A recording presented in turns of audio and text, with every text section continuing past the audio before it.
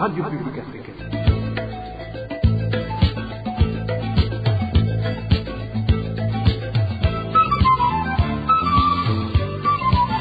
Radio Publique Africaine.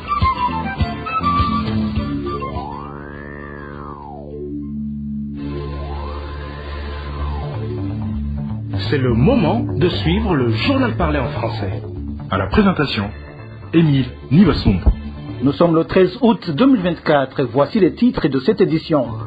Les agriculteurs de la commune Gatara dénoncent le détournement des semences de maïs. Ils ont fait un sit-in ce matin devant le bureau de l'agronome communal. Nous nous rendrons dans la province Kayanza au cours du journal. Les vols nocturnes font rage sur la colline Gatunguru de la zone Rubirizi. Des habitants parlent d'une dizaine de vols commis dans la seule nuitée de dimanche. Les Burundais ne devraient pas se laisser distraire par des discours mensongers du chef de l'État. Le mouvement des jeunes Mijeb n'est pas du tout d'accord avec les propos selon lesquels le Burundi sera parmi les pays donateurs dans 2 ans. C'est tout pour le sommaire. Le développement du journal, c'est tout de suite. Sécurité pour commencer. Découverte ce matin de 2 corps sans vie sur la colline Busoro en zone Ngozi. C'est dans la commune et province Ngozi. Les 2 victimes auraient été tuées sur la colline Rugori avant-hier soir. Plus de détails avec Eric Nyonzima. C'était 2 corps sans vie et 2 hommes. Ces corps ont été retrouvés sur la colline Busoro en commune de Ngozi. Les 2 victimes n'ont pas été identifiées. À côté des corps, on y trouvait des sacs et des couteaux à l'intérieur. Sur la colline Busoro, connue par certains comme Kumasangadira ou encore comme Kumucheri, il a été retrouvé ce matin 2 corps sans vie. Ils étaient tous du sexe masculin. On dit qu'ils ont été tués à Rugori et les corps jetés à Kumasangadira. À côté de ces corps, il y avait des sacoches avec à l'intérieur des sacs, des poignards et des cordes. Selon des sources sur place, les 2 personnes auraient été tuées la nuit de lundi à mardi sur la colline Rugori de la commune Busiga, voisine de la colline Ngozi. Ejo ku mugoroba abariko barabumba amatafari kubumvise. Hier soir, ceux qui étaient en train de fabriquer des briques sur la colline Busoro ont entendu des cris de douleur venant de la colline Rugori. Et quand, le matin, ils ont vu les 2 corps, ils ont vite pensé que ce sont les mêmes qui criaient hier à Rugori. Ils seraient dévorés de vaches. À ce propos, la rédaction de la RPA n'a pas pu joindre Bochumi Joseph Marté, administrateur de la commune Ngozi. Je vous le disais en titre, les habitants de la colline Gatunguru, zone Rubirizi, en commune Mutimbuzi, s'inquiètent de la persistance des vols nocturnes commis dans les ménages. La nuit de dimanche à lundi, les vols ont été commis dans au moins 10 ménages selon la population. Plus de détails avec Dani Claire Iratroumva. Dans la seule nuit de dimanche passé, les bandits ont commis 2 vols dans plus de 10 ménages de la colline Gatunguru, zone Rubirizi, commune Mutimbuzi, en province de Bujumbura.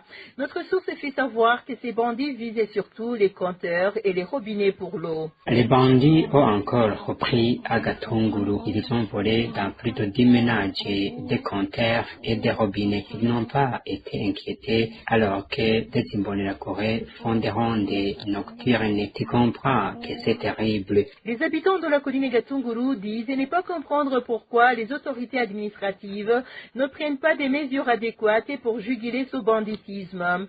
Certains commencent à suspecter qu'elles seraient elles aussi complices de ces voleurs, comme le précise notre source. Les citoyens savent qu'il y a des Imbonerakure qui font des patrouilles, mais les cas de vol persistent. Les autorités administratives ne tranquillisent même pas la population pour parler avec elle pour voir comment assurer sa sécurité. C'est pour cela que nous suspectons que les administratifs seraient complices.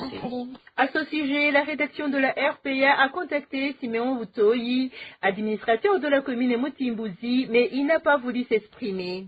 Dans un instant, nous parlons politique. RPA.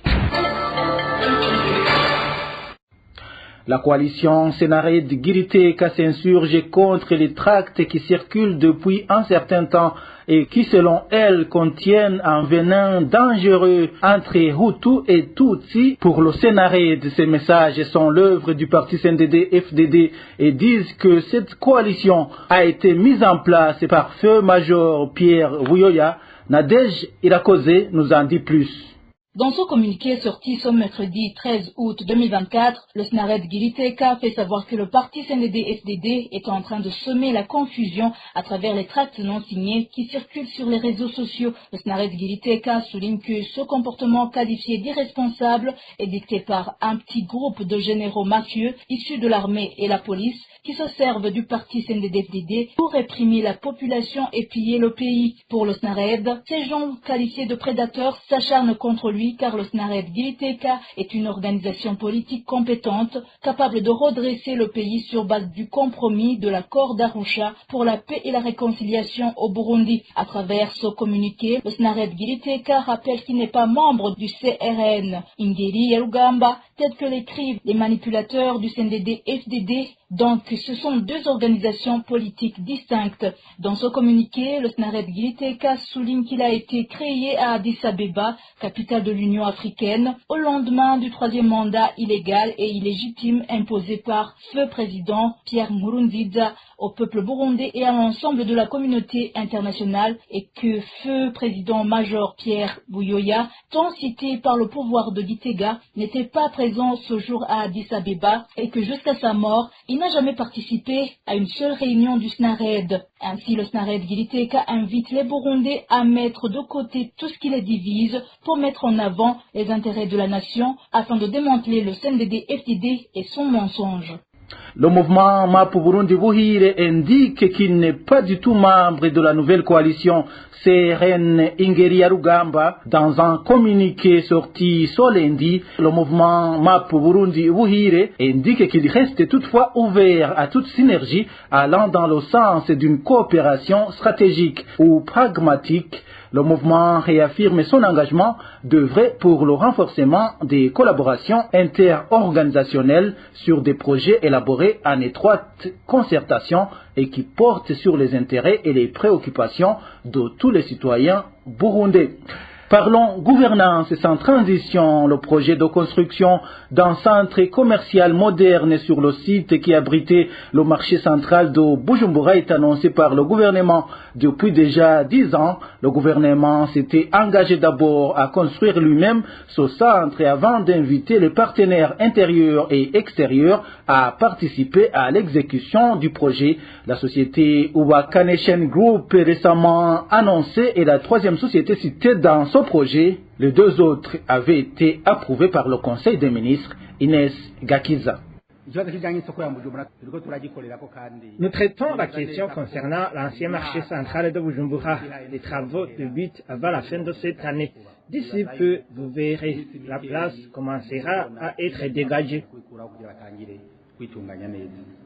Cette année à laquelle faisait allusion le Premier ministre Gervais Ndirakobucha et l'année dernière, 2023, le Conseil des ministres avait approuvé que le projet de construction d'un centre commercial sur le site qui abritait l'ancien marché central de Bujumbura allait être exécuté par l'Association des banques et établissements financiers ABF. Le Conseil des ministres avait approuvé depuis décembre 2020 que cette association allait construire un centre commercial de 5 niveaux avec un parking pouvant contenir 400 à 500 véhicules, des salles de conférence et d'exposition. Il était prévu que la première pierre soit posée en avril 2023 et que les travaux se clôturent en avril 2026. Le gouvernement avait ordonné qu'ABF crée une société mixte. Mukaza Business Center a été dénommée la société et Gitega devrait figurer parmi les actionnaires. Avant cette association des banques et établissements financiers, le gouvernement avait accordé le projet à une société chinoise, Jiangxi Jianglan International Engineering, en 2019. Une société qui avait manifesté son intérêt après l'ouverture par le gouvernement des portes aux partenaires intérieurs et extérieurs, alors que le gouvernement s'était engagé à construire lui-même un mall depuis 2014. Le Conseil des ministres de septembre 2019 avait finalement décidé d'associer d'autres partenaires à ce projet. Après plusieurs mois de silence, le dossier revient.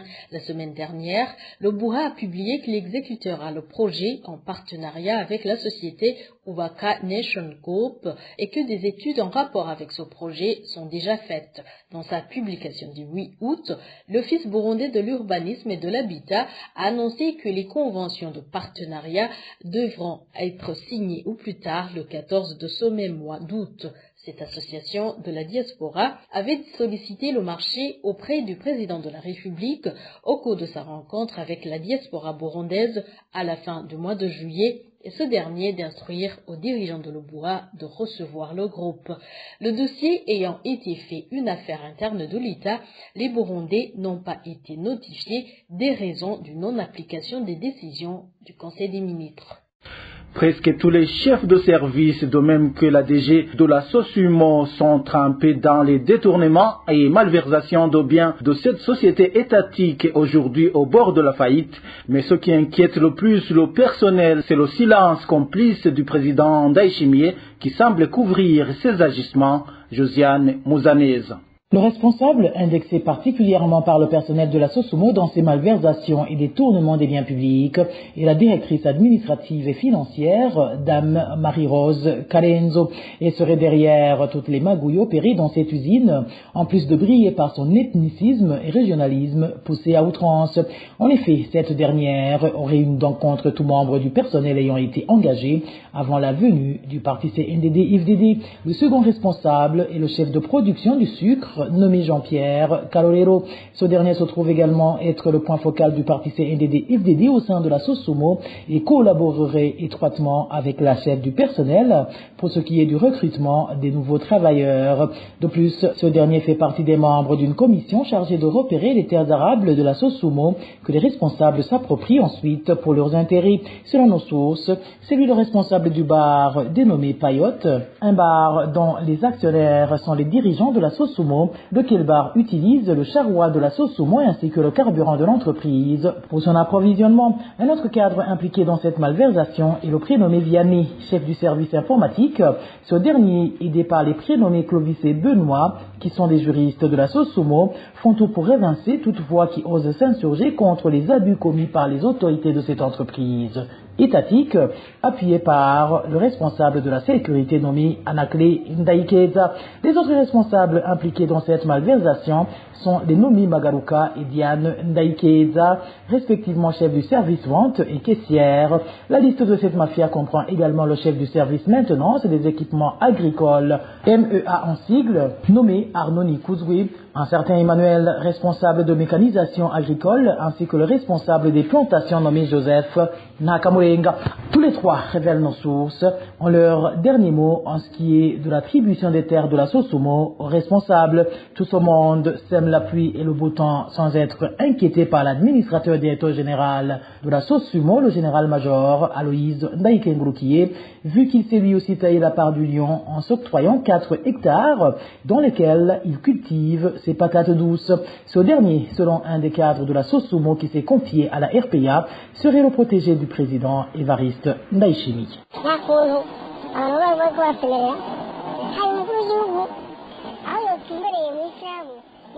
Ce n'est pas du tout normal que le président aille visiter un particulier qui a investi dans la tourbe et repart sans avoir visité l'usine SOSUMO qui pourtant fait rentrer beaucoup d'argent dans les caisses de l'État. Il a été dans la localité dite Giza, située tout près de la rivière Mutsindozi, malgré que les gens ne cessent d'alerter et de demander que le chef de l'État s'implique davantage pour secourir la seule entreprise étatique encore fonctionnelle mais au bord de la faillite.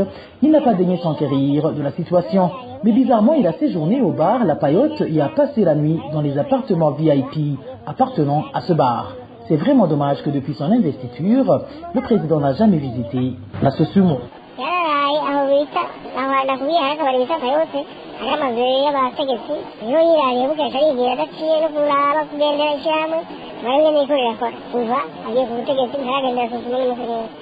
À propos de ces malversations et détournements des biens publics, la rédaction de la RPA n'a pas pu joindre le général-major Aloïse Naïké-Groukié, administrateur directeur général de la SOSUMO, de même que Dame Marie-Rose Calenzo, directrice administrative et financière de la SOSUMO. Pour de plus amples éclaircissements, nous avons également envoyé un message WhatsApp qui est resté sans réponse.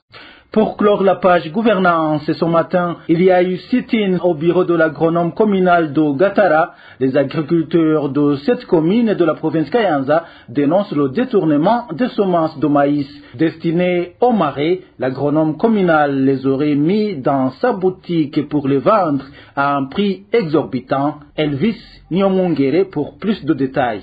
Ils étaient autour de 50 agriculteurs en site uni sommés au bureau de l'agronome communal à Gatara, en province Kayanza. Ces agriculteurs indiquent qu'ils étaient venus réclamer les semences de maïs après qu'ils aient payé de l'artisanat pour ça. Ce matin, ils ont fait un sit-in au bureau de l'agronome communal. Ils disaient qu'il vaudrait mieux qu'ils soient incarcérés en combattant pour leurs droits. Ils réclament les semences de maïs. Pour eux, c'est inconcevable qu'une seule personne prenne en otage toute une commune.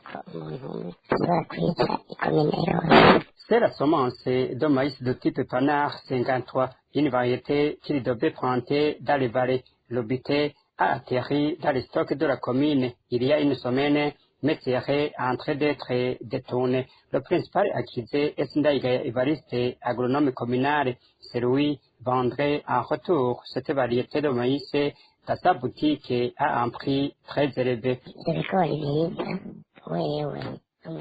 Ces grains de maïs qui avaient été déposés dans le stock ont été détournés par l'agronome. Il le met dans sa boutique et le vend à un prix élevé. C'est pourquoi les agriculteurs manquent de semences alors qu'ils avaient payé pour ces semences. Ils avaient payé en avance parce que les agronomes culinaires avaient fait le porte-à-porte. Un sachet de 2 kg de grains de maïs coûte officiellement 14 800 francs. Mais lui, dans sa boutique, il vend la même quantité à 50 000 francs.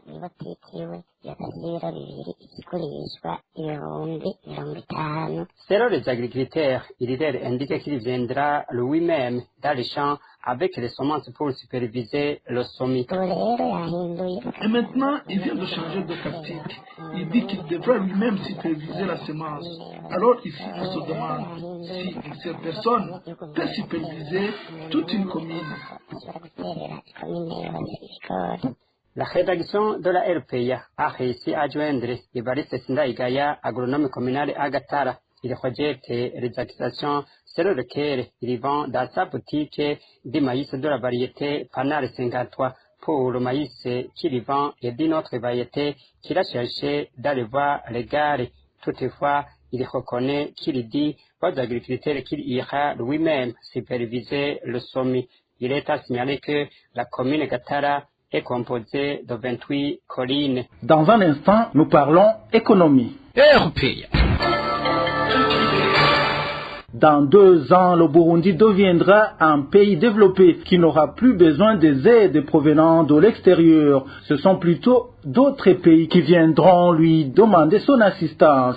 C'est l'extrait du discours du président Evariste Ndayishimiye lors de la célébration de la journée dénommée Inkerebutsi Day, dont le thème était « Jeunesse, travailler ardemment pour la réalisation de la vision du Burundi 2040-2060 ». Evariste Ndayishimiye a fait savoir qu'il allait rassembler tous les jeunes burundais intelligents pour l'exploitation des minerais dont regorge le pays dans le but de lutter contre la pauvreté. Suivez plutôt le chef de l'État burundais Evariste Ndayishimiye.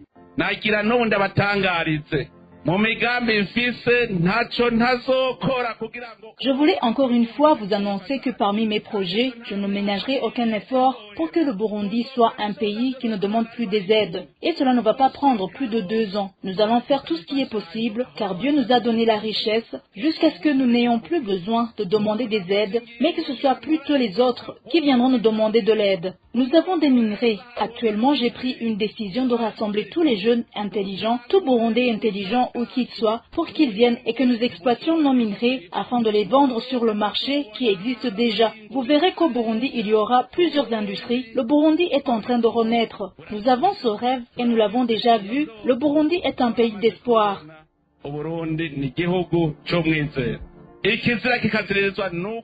Ce qu'il faut bannir, c'est d'être distrait par les choses du passé. Maintenant, notre principal ennemi, c'est la pauvreté. Nous n'allons pas mentir aux gens en disant que le Burundi est riche.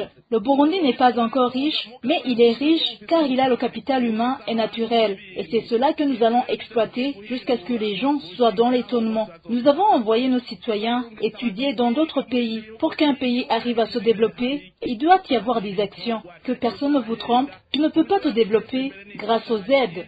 Effacez cela dans vos têtes. Je n'ai jamais vu un pays qui a été développé par des aides. Je n'ai jamais vu un pays qui se développe si les citoyens sont des mendiants. Tous doivent travailler. L'OMIGEB n'a pas tardé à réagir à ces propos du président de la République. Les Burundais ne devraient pas se laisser distraire par ces discours mensongers selon Daniel Ngendakumana, porte-parole de ce mouvement international de la jeunesse burundaise. Daniel Ngendakumana donne quelques exemples qui illustrent les mensonges du président Evariste Ndayishimiye. Suivez plutôt Daniel Ngendakumana, c'est le porte-parole du mouvement international de la jeunesse burundaise, MIGEB en sigle. Il est difficile de croire les discours du président Ndayishimiye. La plupart du temps, il lance des mots au public sans y penser. Et du coup, les citoyens sont déçus parce qu'ils ne voient pas la mise en œuvre effective. On se souvient des cas de délai qu'il a donné, notamment à l'affaire de 2 semaines donnée à ceux qui ont détourné 54 milliards de Kajeke, le délai de 6 mois qu'il a donné à ceux qui ont construit le stade, et l'affaire des produits pétroliers qu'il a lui-même pris en main et bien d'autres. Le seul cas qu'il a réussi est celui de la transformation de billets de francs burundais en papier. Aujourd'hui, au marché, il faut trop d'argent pour avoir peu de produits. Et tout cet échec est la responsabilité non seulement du président, mais aussi du parti et du système qui l'a proposé à son poste et qu'il ne mérite même pas. Conscient qu'il n'a pas pu maintenir les indicateurs économiques dans la fourchette normale, il devrait tout au moins démissionner parce qu'il promet des choses irréalisables compte tenu de son bilan au pouvoir depuis 2020. Les Burundais en général et les jeunes en particulier sont pessimistes quant à ces promesses dans 2 ans.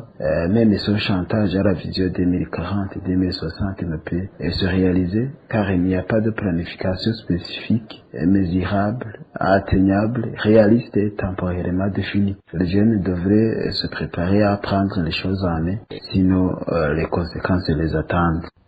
Pour clore cette édition, parlons des travaux de nettoyage de la ville de Bujumbura qui se sont poursuivis ce matin dans différents endroits de la capitale économique. Néanmoins, l'allure n'était pas la même qu'hier. Le point avec Walter Kwizera. Le nettoyage de la ville de Bujumbura a été repris le matin de son mardi dans différents coins de cette capitale économique. L'exemple illustratif, c'est dans les enceintes du bureau de la mairie de Bujumbura où les services ont commencé tardivement à cause de ces activités de nettoyage. Cet habitant indique qu'à part là, même dans la zone de Kinindo, beaucoup de boutiques étaient fermées. De plus, des sanctions pourraient suivre pour ceux qui ne respectent pas cet ordre. C'est vrai, le barrage a continué jusqu'à aujourd'hui. Dans le bureau de la mairie de Bujumbura, par exemple, on n'a pas eu de service à temps du fait qu'ils ont commencé par le nettoyage de leur bureau. C'est pareil même dans la zone de Kinindo. Ils ont dit qu'il faut nettoyer avant d'ouvrir les boutiques. Ils ont ajouté même qu'ils vont punir ceux qui ne respectent pas cette mesure. Mais nous ne savons pas la punition qu'ils vont appliquer. Néanmoins, malgré la continuité de ces activités d'hygiène de la ville de Bujumbura, l'allure de ce mardi n'était pas la même que celle d'hier. Ceci du fait que, dans certains endroits, les activités quotidiennes avaient commencé très tôt le matin à la normale, contrairement à la situation de ce lundi. La motivation n'est plus la même qu'hier. Le matin, j'ai passé à la BCB. Les travailleurs de cette banque étaient sur place, les balais dans leurs mains, mais ils ne faisaient presque rien à part les échanges. Dans beaucoup d'endroits, la situation était pareille. Les employés n'étaient pas intentionnés qu'hier.